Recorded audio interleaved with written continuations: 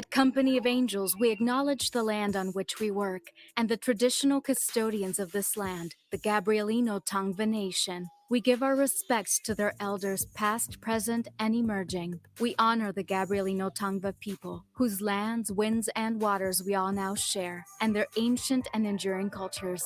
This land was the home of storytelling long before Company of Angels existed, and we are privileged and grateful to share our stories here today.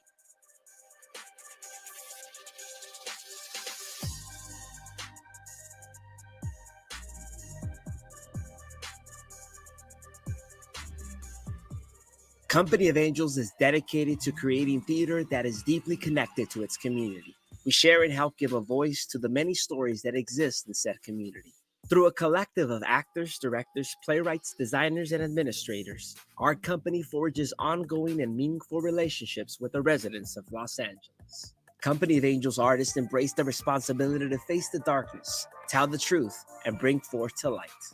We take action by raising our voices and demand justice for George Floyd, Ahmaud Arbery, and Breonna Taylor. We say their names, sadly holding a long list of others in our hearts, to continually educate ourselves on how to confront problematic racial patterns in our own lives and work. We stand in solidarity with the Black Lives Matter movement and send love to our Los Angeles community. Good evening, everyone, or whatever time you're visiting us here in Los Angeles live. I'm Luis Sanchez, Associate Artistic Director for Company of Angels, Los Angeles' oldest repertory theater since 1959. We are so happy that you're with us tonight for our 5th Angel City Improv show, heading us into the fall. Tonight's show premieres our stand-up edition, so we're excited to feature some funny stories and guest community members. Company of Angels is keeping theater alive online, so please visit our companyofangels.org, our website, as we're co-producing The Art of Facing Fear that is closing this weekend, so you don't want to miss out on this very unique and timely show. We're also part of the Together LA Virtual Stage Festival, opening on Thursday, October 1st. We're presenting Class of 2020 by Lisa Loomer. So please do join us for more virtual theater by going on to companyofangels.org and find some more information about these shows. And now I turn it over to Nakasha Norwood, Angel City Improv co-producer, company manager, and overall exciting artist extraordinaire to lead us on for tonight. Hi, Nakasha, take it on.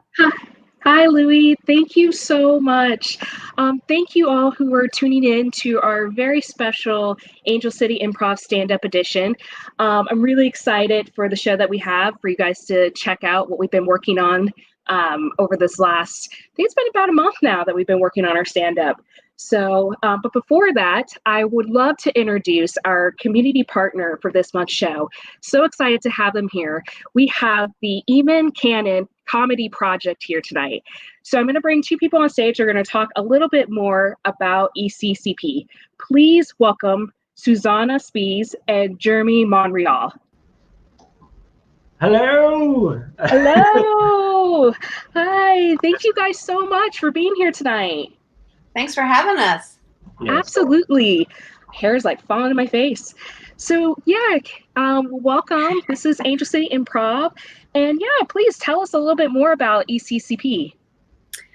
Well, ECCP is an acronym. It stands for the Eamon Cannon Comedy Project, as you guys can see on the bottom of your screen. We have had this program honoring an amazing comedian named Eamon Cannon. We started this project we started around 2008 with his family in honoring Eamon, who was an incredible comedian. And we have provided this for youth all throughout Los Angeles. We've brought it to various cities, and we're thrilled to be here with you guys. Wonderful. And what do you guys do specifically at ECCP? Well, it is a comedy program, so we incorporate both stand-up and improv.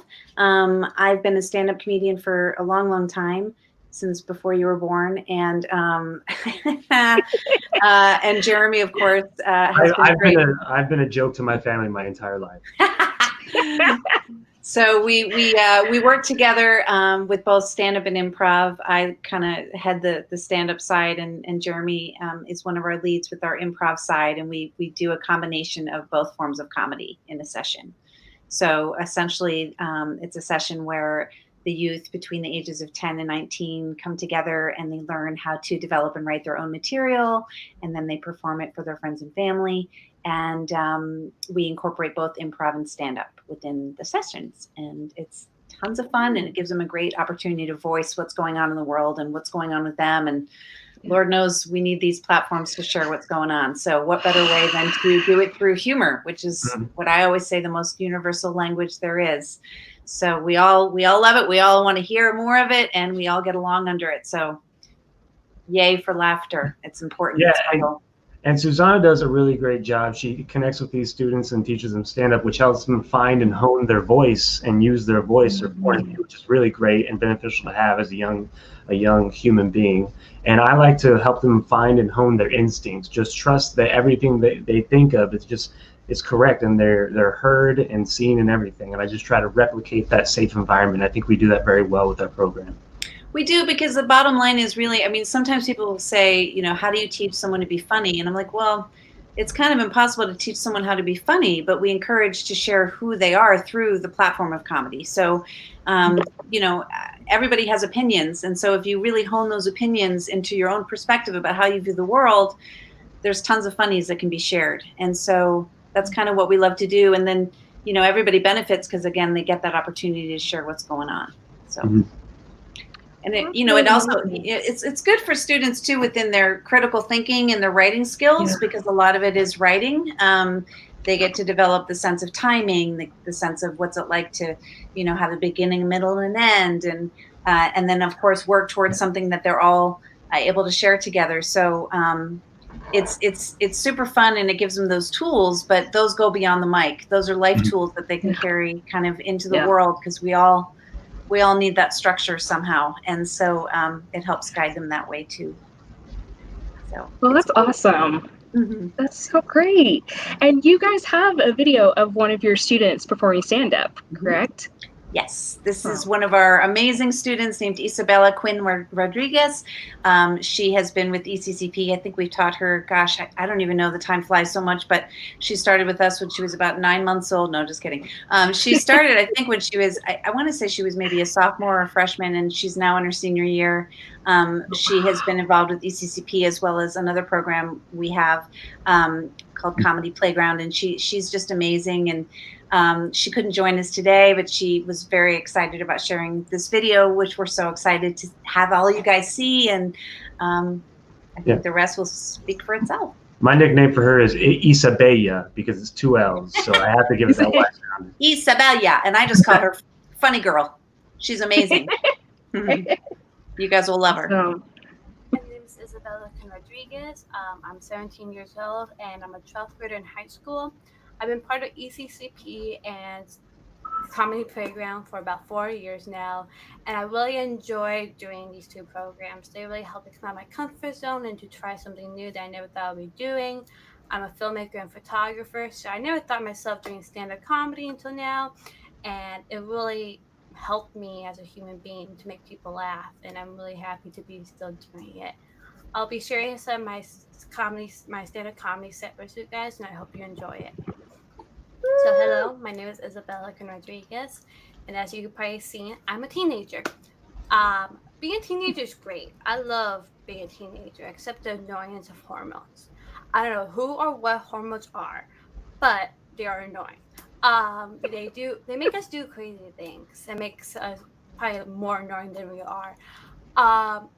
We do have mood swings. I don't know if you heard about them, but teenagers have them. Like a couple of days ago, I was watching my favorite TV show, This Is Us, and I'm so happy to see the show. Right, like my favorite TV show, and then my favorite character dies, and I know he's fake. I know he's not a real human being. Well, the actor is, but not the character, and it still hurts so much because he was just so good. So I ordered a pizza to help my feelings because I got hungry, and now I'm angry because there's more mushrooms than olives, and I love olives, and I want the pizza to be equal. and it isn't. So I still eat the pizza because it's the pizza, and then I cry again because I ate the pizza and now I feel fat and I should have if I had less pizza. I hear you. Because it happened yesterday, but it's kind of probably bothered me for a whole month now. It was really annoying me. Talking about insecurities and how I thought I was fat after eating my pizza. Teenagers always thought that we have horrible insecurities. We think everyone's thinking of us badly, that they're judging us, which is not always true. And a couple years ago, I was at a store and there was a person looking at me. I'm like, why are you looking at me? It's because I have green eyes. Is it because I have really white skin? Is it because I have a stain on my shirt? Is it because I like horror movies? It turns out that she was looking for the restroom, which is right behind me.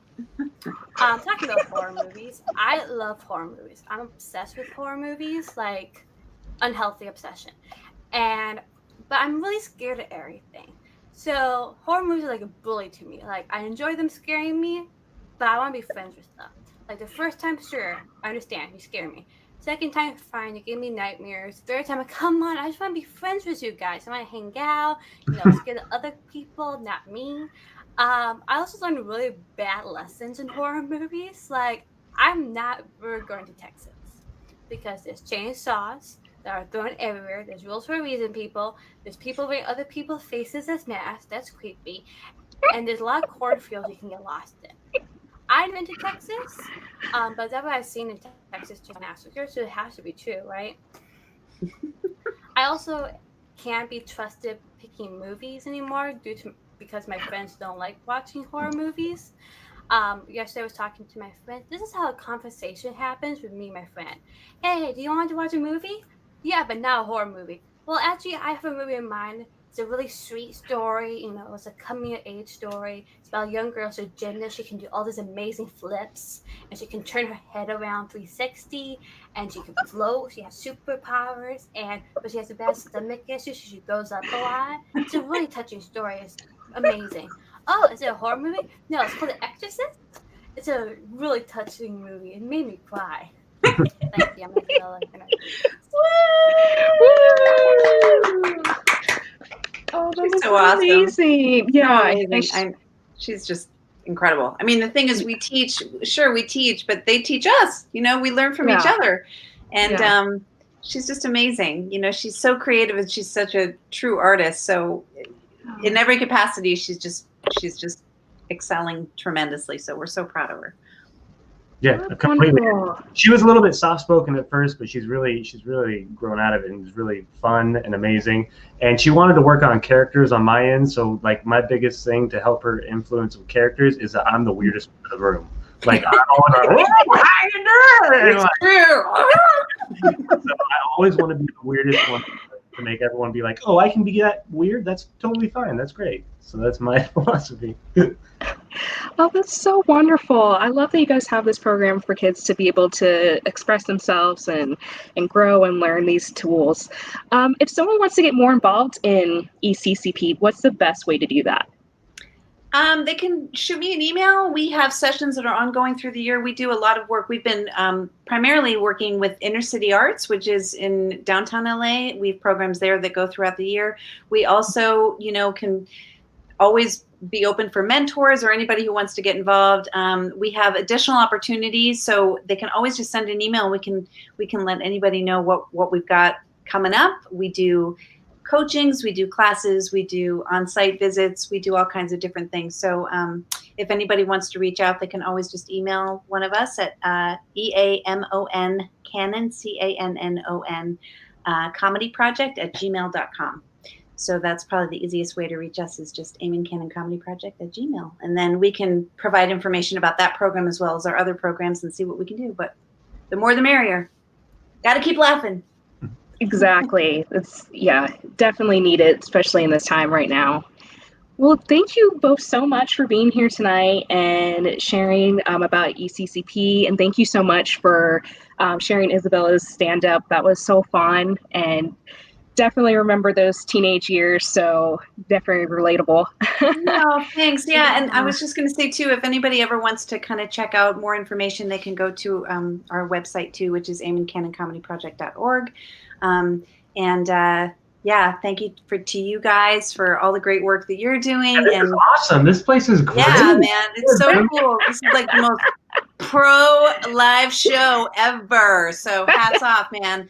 And just to everybody to please stay safe and find the way that we can find that little muscle of laughter, because we need that so much right now. So thank you so much for having us and encouraging that, because again, the more the merrier. The more laughs, the better. So thank you again.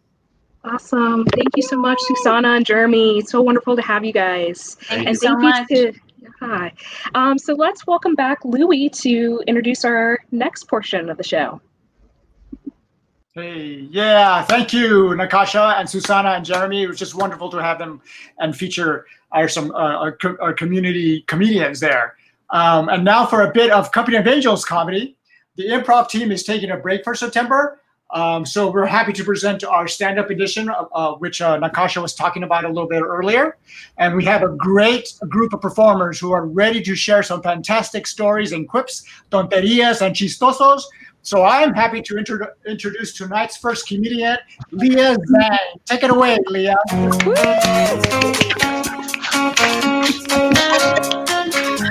Hi, everyone.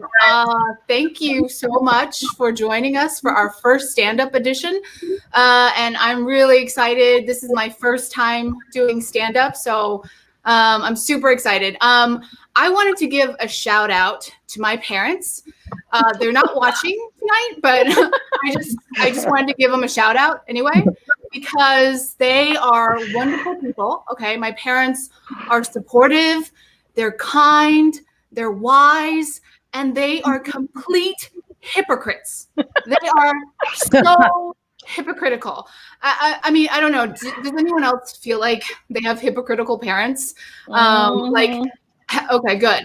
Have you ever had experiences like now as an adult where you're like, wow, the hypocrisy of my parents' behavior, it is completely unacceptable.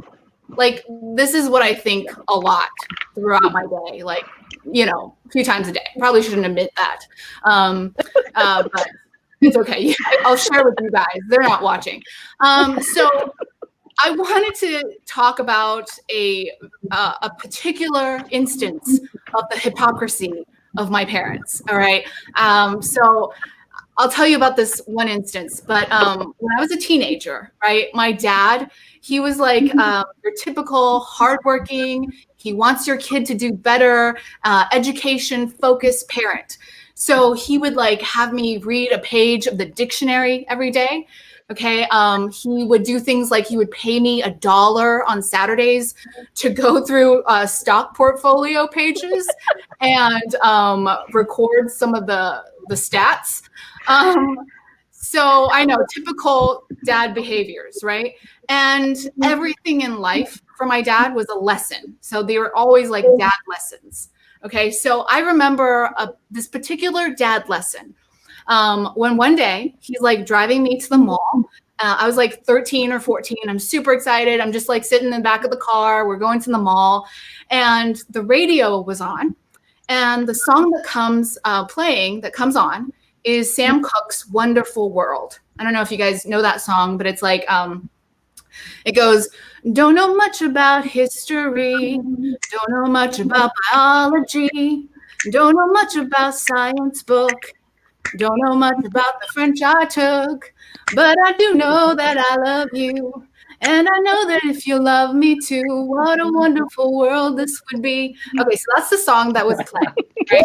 And my dad is listening to the lyrics of the song, and he starts his lesson, all right? So he tells me, he's like, this is a completely useless song. This song is a bad influence on children. It's not teaching children good habits. He's like scoffing. He's like, huh, you see, it's saying that you don't know much about history. You don't know much about biology. You don't know much about science. How is this good influence if it's saying that you don't know anything? Dad, it's just a song. I don't know, right? I just want to go to the mall. And I'm just like getting this lesson on my way to the mall. And he's not into Sam Cooke. All right, so 10 years later, we're going to fast forward 10 years, okay? And I'm hanging out with my dad and my brother on a visit home, right? So I'm an adult now. I have a little brother, and he's like 10 years younger than me. So I kind of feel like I've trained my parents for him, right? So he's getting like a totally different experience of my parents than I did. But anyway, I'm not bitter about that. So we are in the car, all of us. Okay. So my dad and my brother in the front seat, I'm in the back seat. We're driving to the mall, perfectly fine. And my dad decides to pop in this new CD that he's bought, right? He's so excited about this new CD. And it's a Sam Cooke album. It's a Sam Cooke album. Okay. And he and my brother start listening to that song, Wonderful World. Okay. My brother and him are singing to Wonderful World in the front seat. And I'm just in the back seat, like my mouth is open. I'm like, what the hell is going on? Why are they singing? What, you know what? I can't, I don't understand. Right. And so my dad's like raving about this album. He loves Sam Cooke. Sam Cooke is the best. Wonderful World, don't know much about history. What? Like, why did I get a lecture, okay, about the literal lyrics of the song because it was the cause of young people's lack of motivation to learn, and my brother gets a brand new CD added to his collection? I mean, you guys, this is very hypocritical. Don't you think? Like, you are on my side with this, right? Yes. Like, not my parents, not my brothers, you're on my side. Yes. Right? Like, I'm clearly having a hard time getting over it. And I'm like probably just jealous of my brother because he didn't get the same dad lessons that I did on pop songs. But that is my time. And I really appreciate you guys working through this issue with me for my hypocritical parents. I'm mad, but not really. So it's okay. And I'm super excited to bring on our next comedian.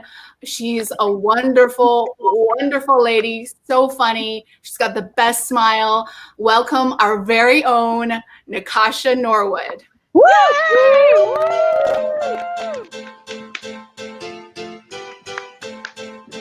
My little, get hype dance, yeah. Go girl, go girl. Well, thank you guys so much. I am very new to stand up as well. So for my side, I decided to share a little bit about me. Now, growing up, I have lived in 5 different states.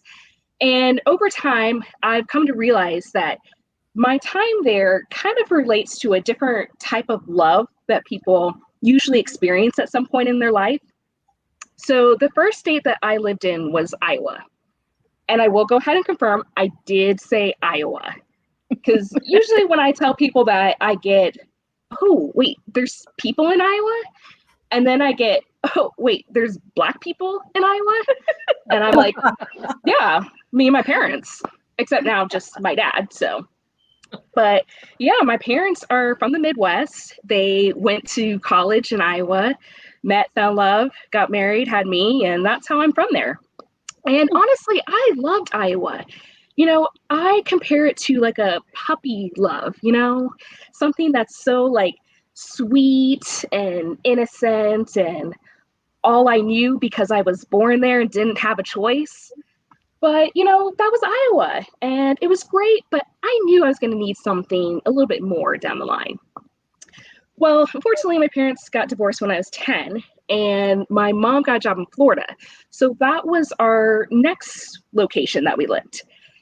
Oh my gosh, I did not know that Florida was like the black sheep of the US.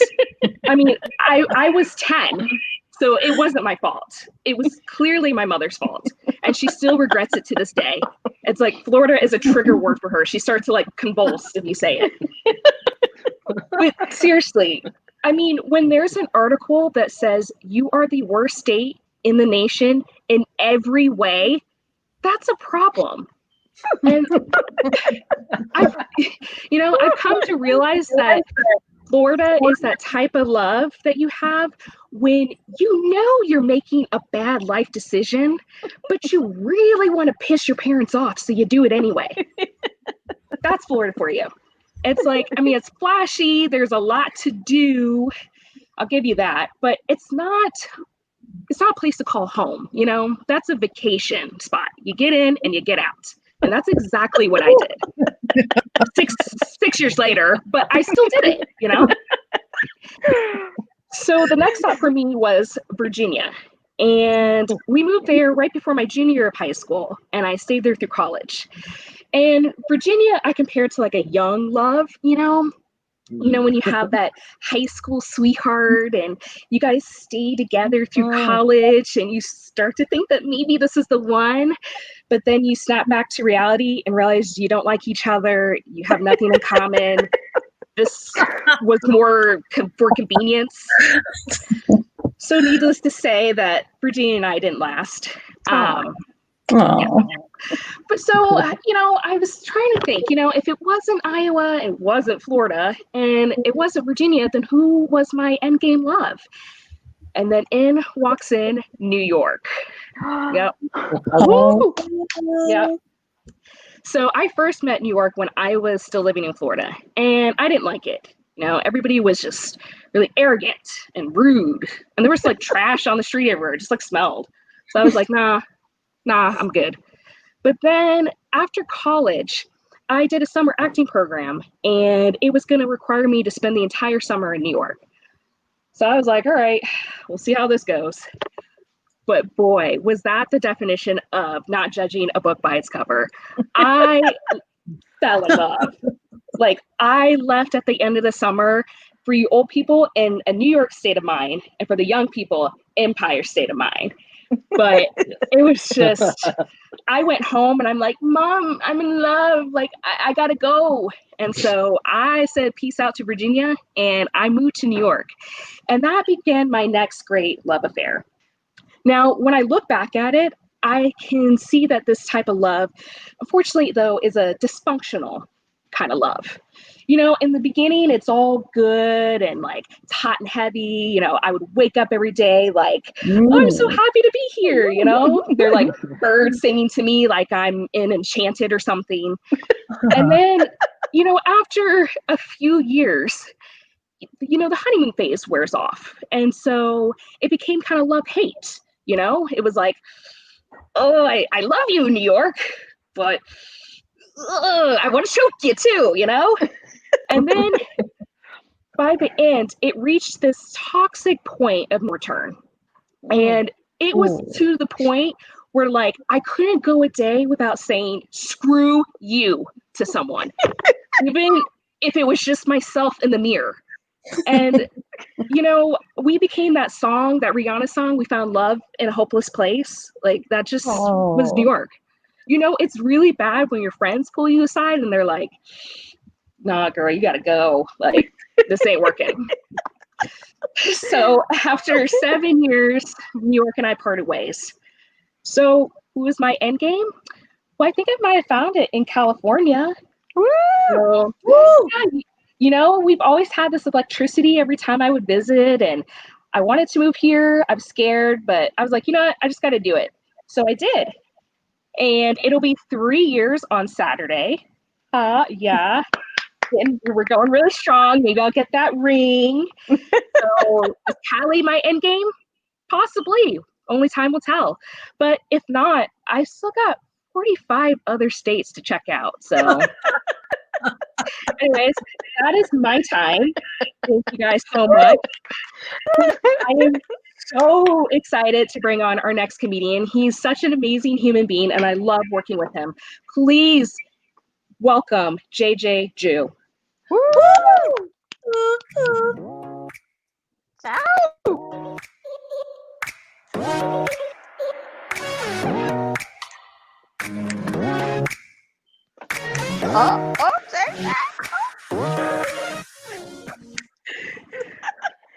Hi y'all. In case you're wondering, yep, I'm Korean.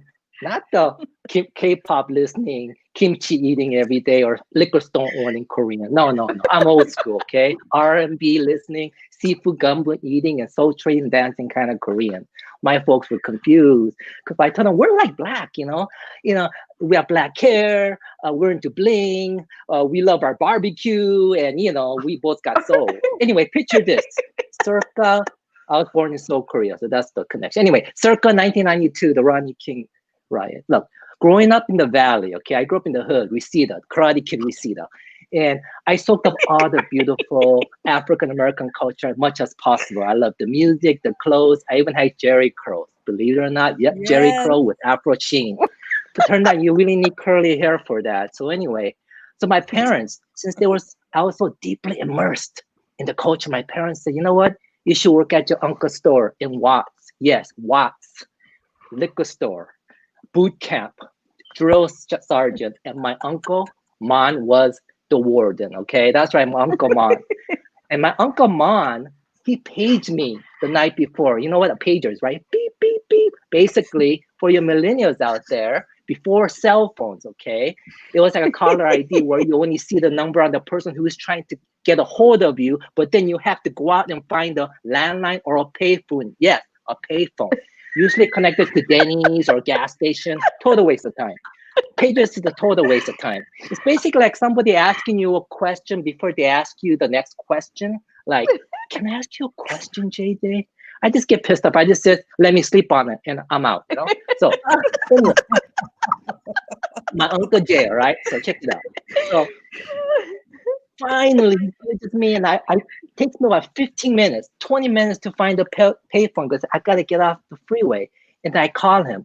No hello, no hi, no hey dummy, nothing. Just a list of Confucius sounding saying, but confusing as hell. He says, phone call, don't wait for nobody. Am I the phone call or you since you paged me? Followed by, bird catches early worms tomorrow, be late or square. And I'm trying not to be confused, all right? Anyway, my uncle, you got to picture him. He's kind of like a mix between, Ken Jeong character in Crazy Rich Asian, the god he's wearing, and Red Fox. Trust me, he was like the Korean Red Fox and Ken Jeong, blunt, raunchy, and racist, okay?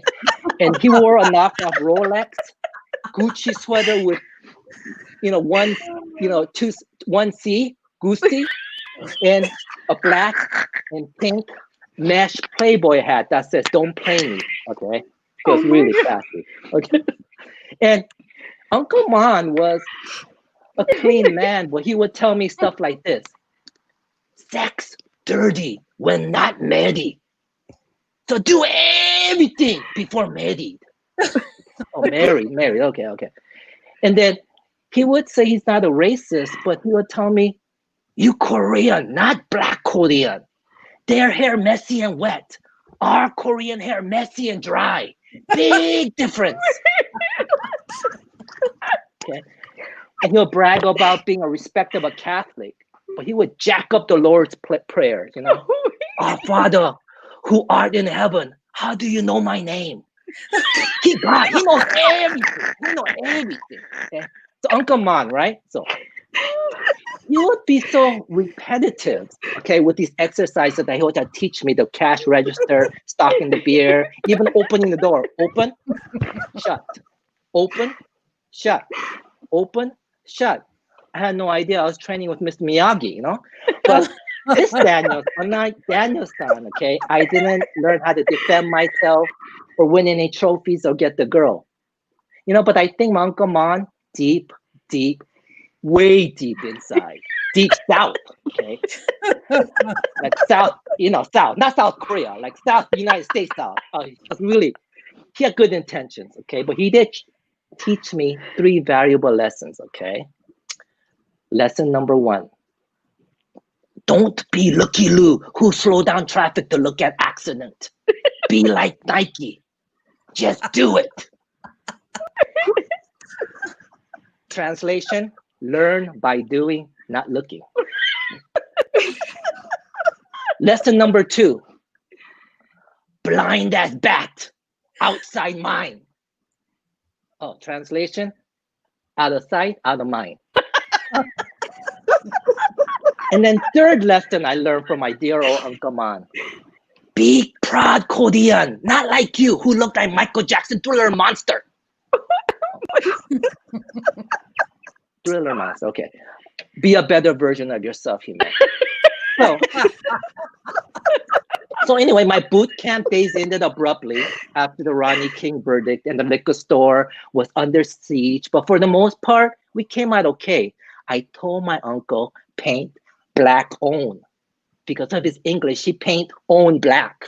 Wrong. So anyway, after that, I graduated from, I went to college, graduated, and learned to appreciate my Korean heritage, okay? With an African-American flair, but don't get it twisted, okay? And I erased all the negativity in my life. So did my uncle. He found Jesus. I found Beyonce. Woo! Thank you. Now, it's my esteemed pleasure to introduce the next iconic comic. She's originally from Harlem and loves to garden and cook, okay? Here to delight you with some East Coast homegrown comedy and food for thought is Mildred Lewis. Woo!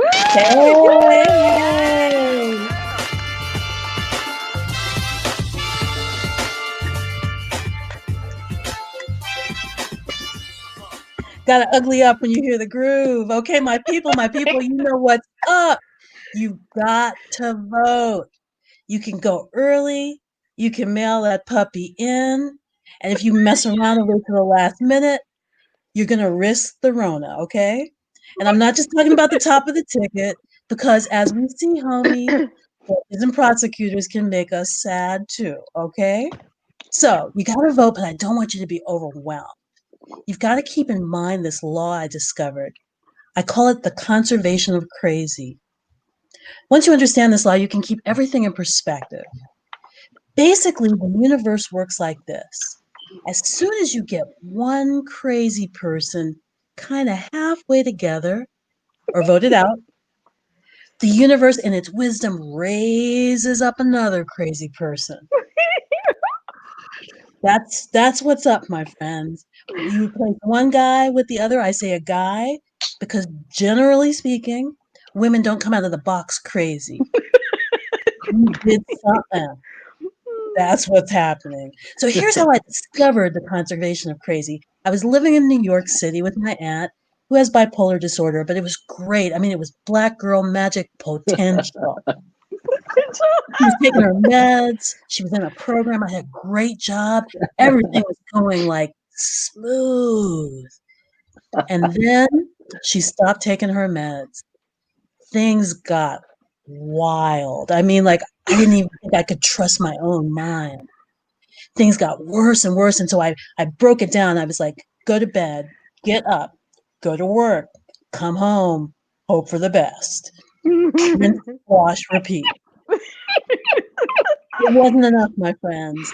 Eventually, I woke up one night at like 2 a.m. because stuff always has to jump off between like midnight and dawn because that's like a law, okay? So it's like 2 a.m. I look up and she's standing over me with a can of lye and she tells me, I want to kill you. I was shook because she was buck naked and I had no idea that coochie hair turned gray. I'm telling you, I was done. I was completely done. It's a miracle my life was saved. I put it together, I grabbed my phone, I grabbed my coat, and I start running up the stairs. I'm like running and running and running. I finally don't hear her footsteps anymore, and I decide I'm going to call the police. Okay? I call the popo, and they answer me in this really weird voice. They're like, how are you? And I was like, oh, I'm about to jump off. Black woman, 2 a.m., and the cops are asking me how I am. Something is wrong. We conversate for a while, and they talk about inner voice again. They're like, "Where are you? We want to help you." I was like, "Oh, hell no. Something is up." I asked them, I said, "Look, my aunt just tried to kill me. If I sounded like I was sane, I would be nutted up too, yeah?" So I go downstairs, we kind of work it out, and we're in the ambulance and we're heading to Harlem Hospital. We get there, my friends, it is a miracle. It's the middle of the night. It's the Harlem Hospital emergency room, and there's no one in there but us. In my mind, I'm thinking I'll be back in bed by 4 a.m., enough time to go back to work tomorrow refreshed. The doctor says, "I want to run physical tests." And I'm like, "My dude, we've been here before. Psych runs test. Please transfer her." And he was like, "You're an MD?" And I was like, "No." And he was like, "Well then." And I was like, "Buckwheat say, okay." So I sit just far enough away from her so that when it jumps off, I'll be able to make my move. He orders all these tests because now he's filled with power. She's getting more and more agitated, and eventually she jumps up and she rips the IV out of her arm. I don't know what happened because I was gone like really quick. I think I heard him. It was like, "Whoop." I'm in a cab on our home, and I get home and it's 6:15, which is exactly the time that it's for shower, breakfast, and going to work. Not refreshed. Okay, she gets better. We decide that maybe it's better for her to live in supported living, and then all of a sudden I find myself in Sex and the City. I'm a single Black girl magic in a 2-bedroom apartment. Her old bedroom is now my office. I am living the dream. This goes great for a few months, and then suddenly, between midnight and dawn, because that's the law, my neighbor starts pounding on the walls. And I'm like, dang. It escalates and escalates and escalates until one night she bangs on the door. I go, I look through the peephole. She's in a sheer nightgown, but it's okay because it's like 20-year-old coochie, so it's okay. I'm not traumatized. Everything is cool. She's like, "I need help." And I'm like, "Darling, I can't help you. You need a program." It goes on for another 3-4 months. I finally get her in my aunt's program. And that's why I can speak so authoritatively to tell you that there's a certain amount of crazy that the universe is going to preserve no matter what you do. So vote, but understand that that's not the end. There will be another crazy person that rises up from the ashes, and you'll have to vote again. So, my friend, if you haven't registered, don't play games. Go to vote.gov, and you know you didn't fill out the census. You know you didn't. It's 10 minutes for 10 years. This is your first and only opportunity in a decade to make it rain in your neighborhood. So go to my2020census.gov. That's my time. I am so excited to bring on stage actress, comedian, our leader, our teacher, our mentor, our guide, Elizabeth. Rodriguez. Come on.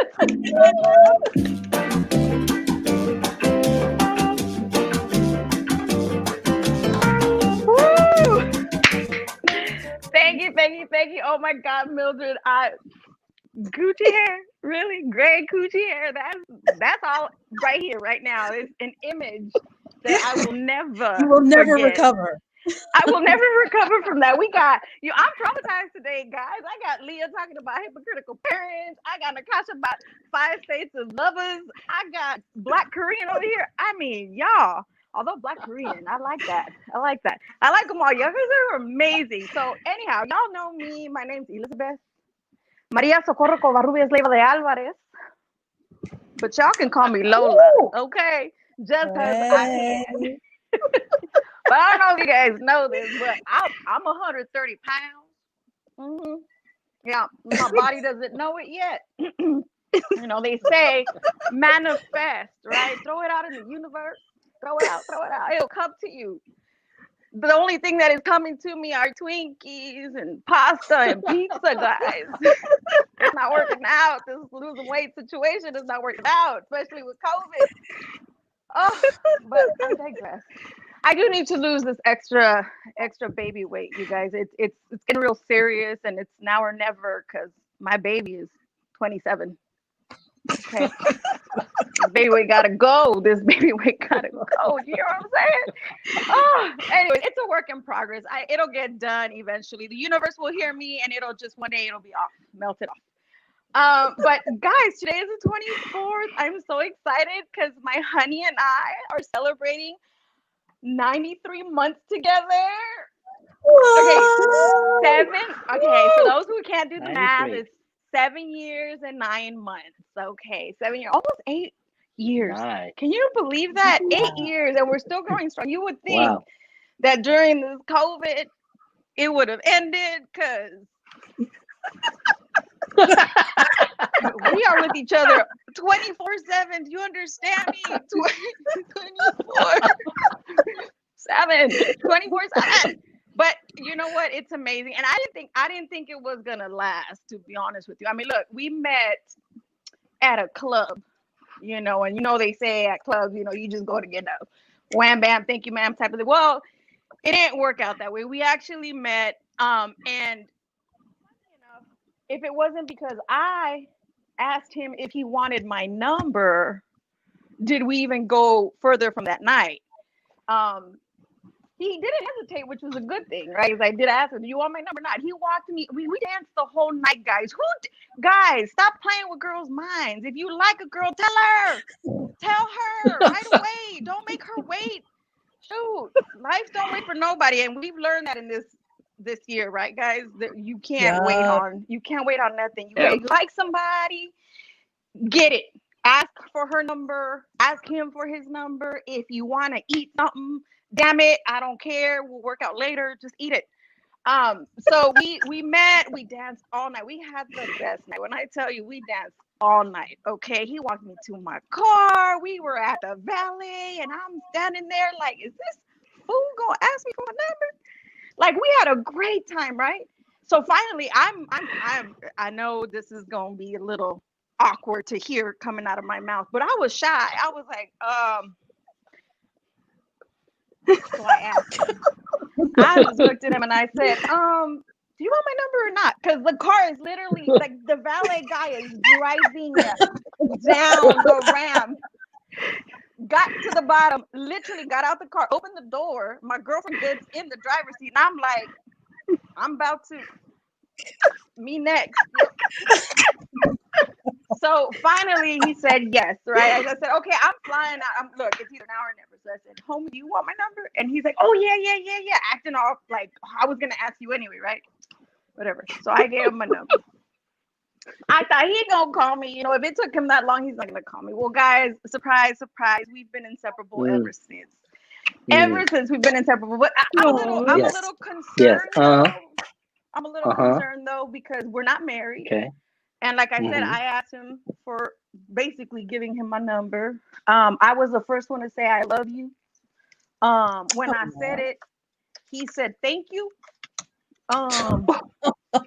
So it looks like we ain't gonna get married because I'm not gonna ask. You know what I'm saying? I'm not gonna ask. And it's one of those things where if it ain't no kids, why fix it? We're good.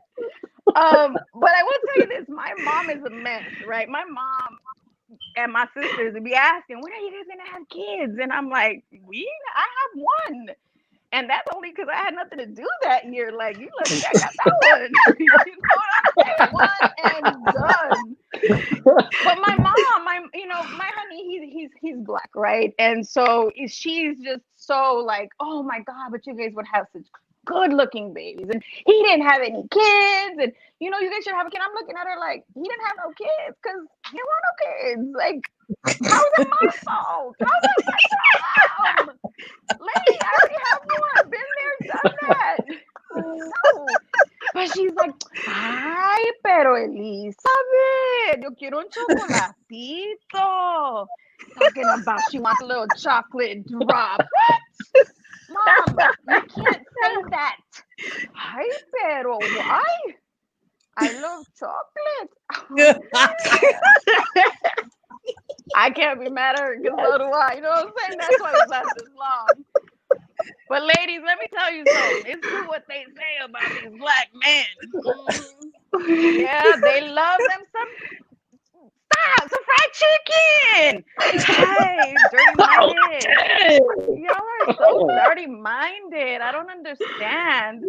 But anyway, so yeah, we've been together for this long. I'm so happy to be in a relationship, especially during this crazy time. Even though I do want to kill him sometimes, you know what I'm saying? If the Rona don't get him, I might. But no, he's good. He's good. I'm good, guys. You know, it's so funny because I was thinking about we're gonna do this, and I'm like, you know, we still kind of get a little nervous before a show, and I start to think of all these things, these positive mantras, and I'm like, all of a sudden, I started thinking, remember that phrase? If you get nervous, picture the crowd naked. The problem is that right now, people probably are. It's true. I mean, at least in the waist down, I'm saying the bottom and the top don't match right now. To be honest with y'all. You lucky I put on a face.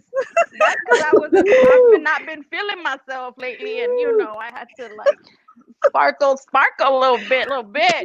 But anyway, that's my time, you guys. Thank you so much. Please give it up for the amazing comedians tonight. We have Leah Zhang, Nakasha Norwood, we got JJ Jew, and Miss Mildred Lewis. Thank you so much, you guys, for allowing me to be a part of this first time ever comedy set that you guys have brought to the screen. It's amazing. It's been amazing to hang out with you guys every week and get this together. So anyways, let's bring Louis back out too. And it was great meeting everybody at ECCP. And guys out there, if you guys liked what we did, please make sure you donate to us, you know, so we can keep bringing comedy, improv, theater, just fun to everybody. So any more words to say, Nakasha, Louis, anybody? Nope, I think you you covered everything. All right, so now it's party time. Let's go get some drinks, some pizza. Yeah. To, you know, help with the weight thing. I'm gonna start tomorrow. No, wait, Monday. We'll start tomorrow, Monday. Give yourself the weekend, yeah, you know. Yeah, you know, we got a couple days. Oh, yes. Thank you so much, everybody. Oh my God, it's been so much fun. Thank you. Great job, comics. Bye, guys. Great job, everyone. Next month. Awesome. Great Yes. job. Oh, yes. Next month, guys. Next month. We're gonna Next month. Halloween.